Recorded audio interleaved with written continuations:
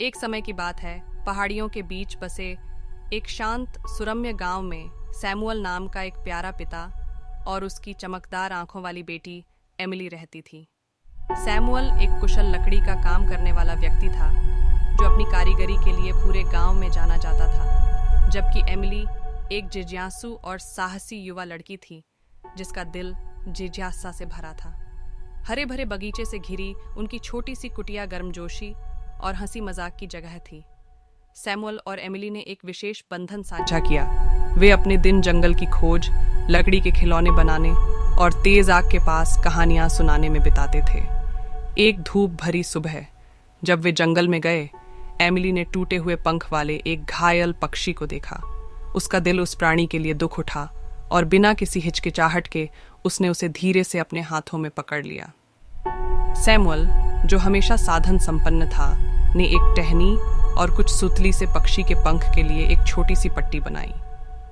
दिन हफ्तों में बदल गए और एमिली के दिन अब उस पक्षी की देखभाल से भरे हुए थे जिसका नाम उसने विंगलेट रखा था। उसके पिता हमेशा उसके साथ रहते थे और उसे सिखाते थे कि विंगलेट को दोबारा स्वस्थ कैसे लाया जाए। एक साथ काम करते समय पिता और बेटी ने प्राकृतिक दुनिया के बारे में अपना ज्ञान साझा किया, जिसमें पौधों और जानवरों के नाम से लेकर रात के आकाश की शोभा बढ़ाने वाले नक्षत्रों तक शामिल थे। समय के साथ विंगलेट का पंख ठीक हो गया और वह बगीचे में इधर उधर फड़फड़ाने लगा।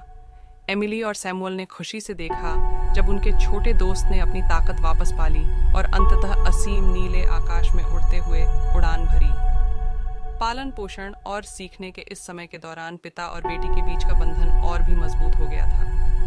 जैसे जैसे साल बीतते गए, एमिली ने उसी जिज्ञासा और दृढ़ संकल्प के साथ अपनी दुनिया का पता लगाना जारी रखा जो उसने विंगलेट की देखभाल करते समय देखा। एमिली ने अपने पिता के नक्शे कदम पर चलने और खुद एक कुशल लकड़ी का काम करने वाली बनने का फैसला किया।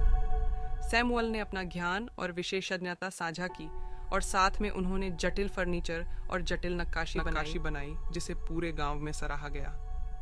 उनकी कहानी एक पिता और बेटी के बीच के स्थायी बंधन के प्रमाण के रूप में काम करती है, जो प्यार, साझा अनुभवों और पीढ़ियों के माध्यम से ज्ञान को आगे बढ़ाने की सुंदरता पर आधारित है।